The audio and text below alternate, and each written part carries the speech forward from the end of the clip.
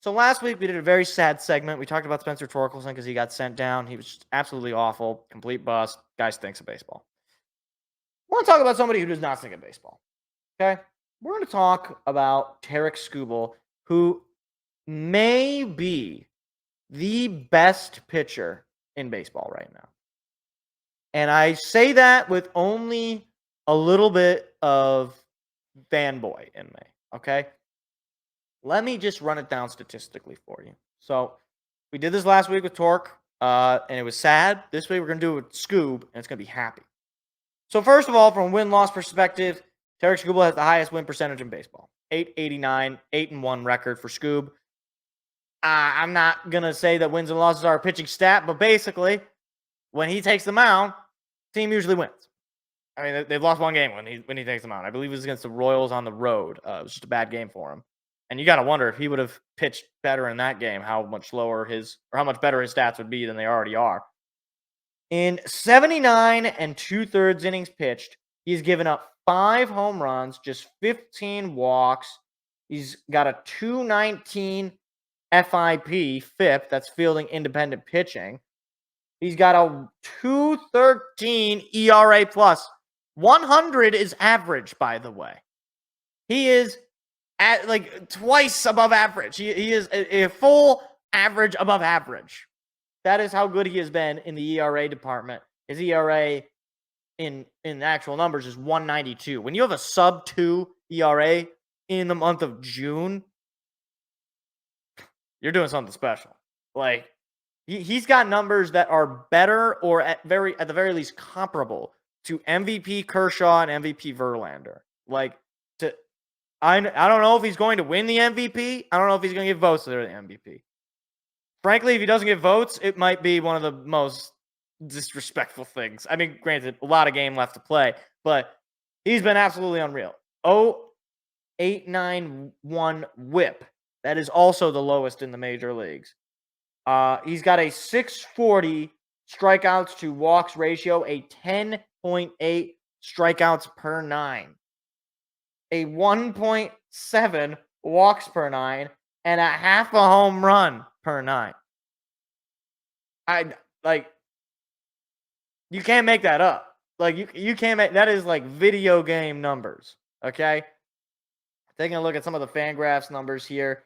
On Fangraphs, he's got a 2.7 WAR. I want to say on Baseball Reference. Let's see, where do they have him in terms of WAR? I guess they don't have. Oh no, they do. They got him at 3.5 WAR on Fangraphs. So he's somewhere. He's probably around a 3 WAR player, right? 3 wins above replacement player.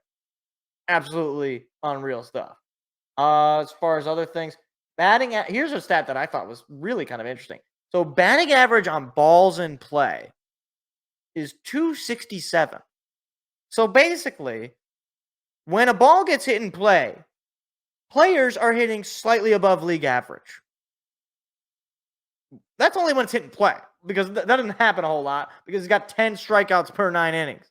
Okay? That's unbelievable. Unbelievable stuff. He has done everything possible to be just he's come out of nowhere. He was a later round pick. He was not I think people would have expected these sorts of numbers from Casey Mize, who was first overall, and Casey Mize meanwhile is stinking it up. He's looking like he's going to be a bust.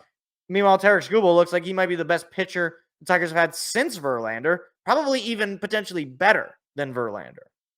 Now, the question about whether or not you decide you want to trade or sign him, that's a whole other discussion. I've talked about that earlier. I think you got to do one or the other. I think you got to extend him long term, or you got to trade him. And I don't think that's a particularly controversial opinion of mine, but that is what it is. Now, his Baseball Savant page is basically the anti-Spencer Torkelson page, in that there is nothing but red, except for his extension. I don't really know what this stat means, so I'm not going to reference it. Apparently, he's in the 36th percentile in extension. I'm assuming that has something to do with how he throws the pitch. I don't know. But in his expected ERA, he's in the 94th percentile. Expected batting average, 88th percentile. Fastball velo, 90th percentile. Average exit velocity, 83 percentile. Chase percentage, 77th percentile. Whiff percentage, 88 percentile. K percentage, 90 percentile. Walk percentage, 87 percentile. Bail percentage, 64 percentile. Hard hit percentage, 87 percentile. I mean, like, there is not a stat where he is not at least in the 64th percentile. And, like, that is, right? Yes, that is MVP kind of stuff. Like, if you look at on the Baseball Savant pages for the Juan Sotos, for the Aaron Judges, they have very similar percentiles. In obviously, one's a hitter and one's a pitcher, the other are hitters. But Tarik Skubal is basically one of the reasons that the Tigers are even in a wild card spot, because every time he pitches, it's basically a guaranteed win.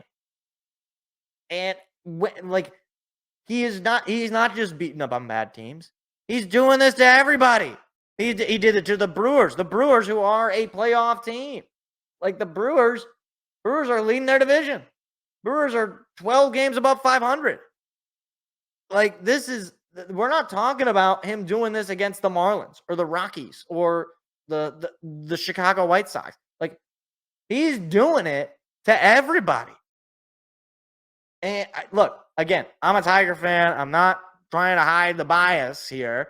Like, I do think when all is said and done, like, he should at least get some MVP votes. I have no doubt that he's going to be in the All-Star game. Short of him, getting hurt and being unable to play, I got no doubt this guy is going to be at least one of, if not the only All-Star rep for the Tigers. Something I was thinking about. I don't even remember the last time the Tigers had a legitimate All-Star rep that was a hitter, like not like a not like Miguel Cabrera a couple of years ago when they did the little like final All-Star game for Miggy and Albert Pujols, which is kind of weird because Miggy still had one more year to go and Albert Pujols was in his final year. But anyway, like, I actually can't think of who the last one was. Like, maybe Nick Castellanos, maybe JD Martinez. I don't know.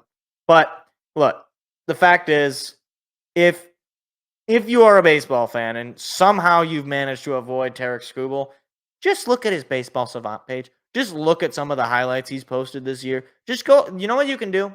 You can find the games he started in and just go on the Detroit Tigers official social media page on YouTube, and you can find the highlights of the games that he's pitched. And just watch the highlights.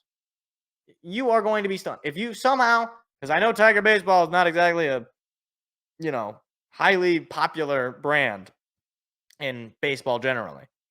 But I'm just saying, especially as the trade deadline becomes closer and closer, teams are going to be calling about Tarik Skubal.